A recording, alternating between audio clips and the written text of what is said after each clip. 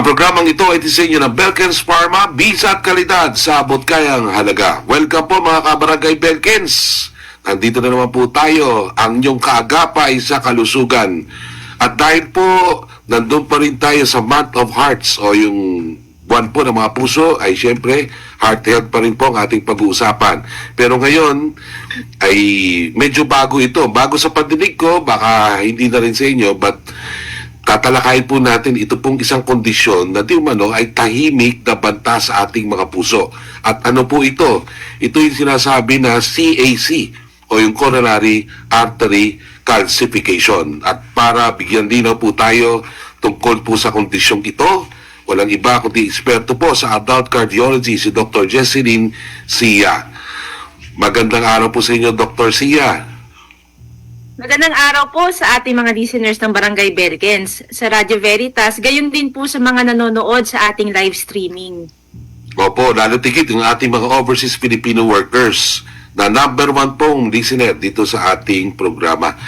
Doc, medyo bago sa akin to although sabi nyo nga kanila, medyo luma na rin term yan. Ano po ba yung coronary artery calcification or CAC? So, ang coronary artery calcification or CAC ay ang pamumuo ng calcium o parang bato sa loob ng ugat ng puso. So, kapag may calcium na dumikit sa ugat, ibig sabihin matagal na itong nasisira at unti-unting tumitigas. Kaya sumisikip ang daluyan ng dugo papunta sa puso. So, paano nagkakaroon ng calcium sa ating mga ugat? So, alam mo maraming dahilan kung bakit nagkakaroon ng coronary artery calcification or CAC. Pero kadalasan, ito ay dahil sa matagal na lifestyle at sakit, tulad ng mataas na kolesterol, high blood, diabetes, paninigatilyo, kulang sa ehersisyo, hindi masustansyang pagkain, at syempre ang pagtanda. Pero ibig sabihin, hindi ito biglaan. Resulta ito ng taong-taong damage ng ugat. So, ibig sabihin, kung abuso ka sa katawan mo, mapalalaki ka o mapababae, may posibilidad na magkaroon ka ng CAC. Tama po. Oo. Pero doon po, doktora Sia, doon po sa babae o sa lalaki, sino ang medyo mas mataas ang risk na magkaroon ng CAC? So, kadalasan, mas maagang nagkakaroon ang mga lalaki. Kadalasan, lalaki. Opo, kadalasan 40 years old pataas. Sa kababaihan naman, mas dumarami ang risk pagkatapos na ng menopause. Usually 50 to 60 years old. Pagkatapos ng menopause. So, mga kailan po yun? Anong edad po yan? Di mga 50 years old, pataas. Pero, okay. tandaan natin, kahit bata pa, pwede nang magkaroon ng CAC, lalo na kung may diabetes, naninigarilyo, o may lahi ng sakit sa puso. Totoo ba, Dok, na medyo parang sneaky ata itong kondisyon na ito? Walang sintomas, but kaya sinasabi ng karamihan na tahimik daw na threat ito o banta sa ating puso. Naku, totoo po yan. Kadalasan, ang coronary artery calcification, wala yung sintomas, kaya tinatawag namin yung silent threat o tahimik na banta. Pero, pag lumala na, posible ka nang makaramdam ng mga paninikip ng dibdib, madaling hingalin, pagod kahit kaunting galaw lang, paninikip o sakit ng dibdib kapag naglalakad o umaakyat ng hagdan, at yung pinakamalala, pwede kang atakihin sa puso. Pwedeng atakihin sa puso. So ito yung mga usual symptoms, yung mga nabanggit nyo kanina. Opo. Usually na maaari o posible na may CAC ka. Dok, yun, balik tayo dun sa calcium build-up, dyan sa ating artery. Taon ba ang inaabot yan o pwedeng biglaan lang na magkaroon ka ngayon pero wala ka naman noong nakaraang taon? Opo, taon ang inaabot niyan. Hindi yan parang sipon na bigla ang lumalabas. So, ang CAC ay unti-unting naiipon sa loob ng maraming taon. Kaya kung nakita ito ngayon, ibig sabihin matagal na itong nagsisimula kahit wala ka pang nararamdaman dati.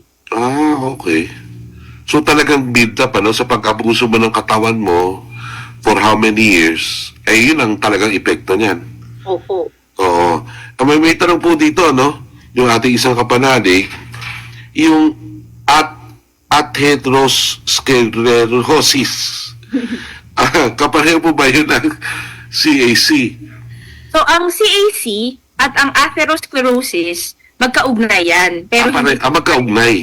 magkaugnay pero hindi sila pareho. Ang atherosclerosis, ito ang sakit mismo.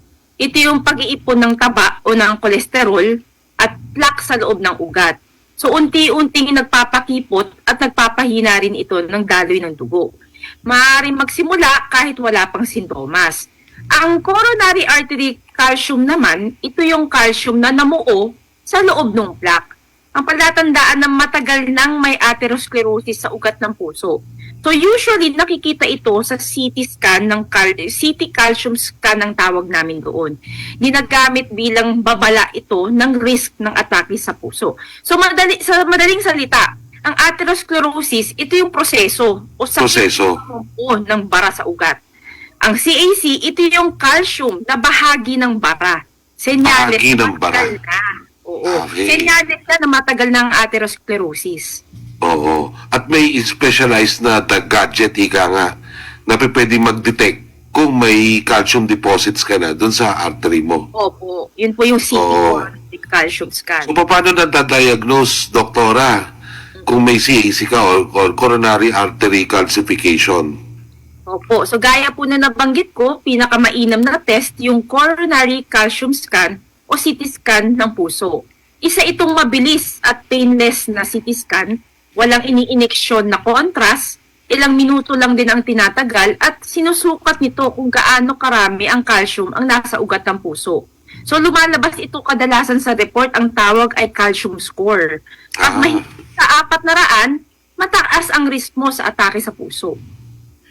So, dapat pala, Dok, ini-include ito dun sa mga test o mga examen, di po ba? Ni-include po siya kapag may suspetsa tayo na meron tayong coronary, na mataas ang risk ng coronary artery calcium. Oo, pero sabi nyo nga, kapag ka 50 ka na, halimbawa, babae ka, menopause, di ba? Pinaka-safe na gawin mo para maiwasan mo magkaroon ng atake sa puso, halimbawa, isama mo na dun sa test mo, di ba? Po. Kung itong ang CAC, kung meron ka, kasi may gadget na rin naman tayo dito. Ngayon, kapag yung isang pasyente po ay may calcification dun sa kanyang coronary artery, ano po bang gamutan dyan? So, depende sa dami at risk ng isang pasyente. Pero, kadalasan, ito yung mga may gamot sa kolesterol, yung may mga statins sa dulo. May Gamot statins. Yes. Gamot sa diabetes, kung meron. At minsan, pampalabnaw ng dugo tulad ng aspirin. Depende pa rin syempre sa payo ng doktor. Hindi tinatanggal ang calcium, pero pinipigilan ang paglala at ang komplikasyon. Ngayon, pagdating naman doon sa lifestyle changes, doktora, ano mga dapat gawin natin? So, pagdating naman sa lifestyle, syempre ito yung medyo mas mahirap, di ba? So, una, itigil ang paninigarilyo, healthy diet. So, ibig sabihin ng healthy diet, mas bawasan ng asin, asukal, mantika.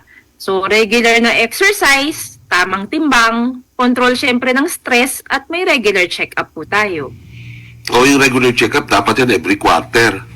Di po ba? Opo. Yun ang dapat natin palagi sigurong sa ating mga kabarangay. Kasi karamihan sa ating mga kabarangay, takot pag nakakita na ng health center o hospital. Kaya pag may naramdaman na lang. Tsaka, pag may naramdaman, saka pupunta doon, na hindi nila alam, malala na. Di po ba? Opo. Dapat gawin nating practice yan, mga kabarangay, ha? Kaya ba tatakot? Kaibigan nun natin yung mga doktor. Di ba? Opo.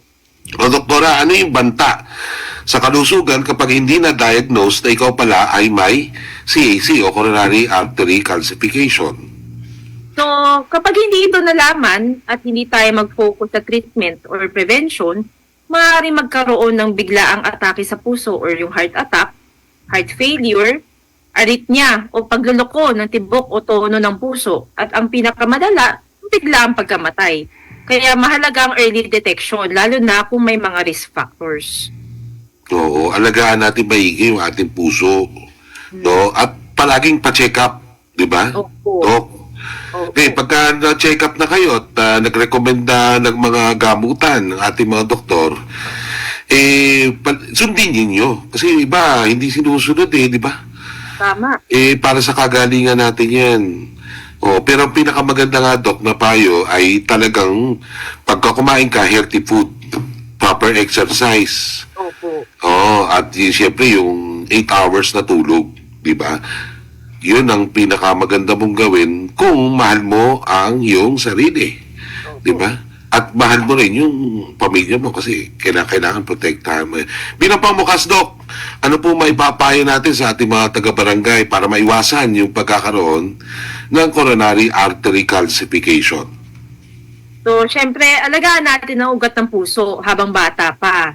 So, kumain tayo ng tama, gumalaw tayo araw-araw, umiwas sa paninigarilyo at vape, kontrolin natin ang ating asukal, kolesterol, blood pressure, at huwag hintayin na may sintomas bago tayo magpatingin. Kasi tandaan natin, mas mura ang pag-iwas kaysa sa gamutan. Correct. Yun, maraming salamat po, Dr. Jesseline Sia, sa inyong oras at napakagandang payo para sa ating mga kabarangay Belkins. Para pa sa mas marami pang mga kalaman ukol sa ating kalusugan ay punta lang po tayo doon sa ating Facebook page at YouTube channels, no? Mga kabarangay Belkins, no? Ito po ang inyong kaagapay sa kalusugan. At syempre, nandun din tayo sa TikTok, no? Hanapin nyo lang yung Belkins Pharma. Hanggang sa susunod po na episode, mga kabarangay Belkins, sama-sama po tayong matuto at alagaan ang ating kalusugan. Maraming salamat po. Ang programang ito ay itin sa inyo ng Belkins Pharma, bisa at kalidad sa abot kayang halaga.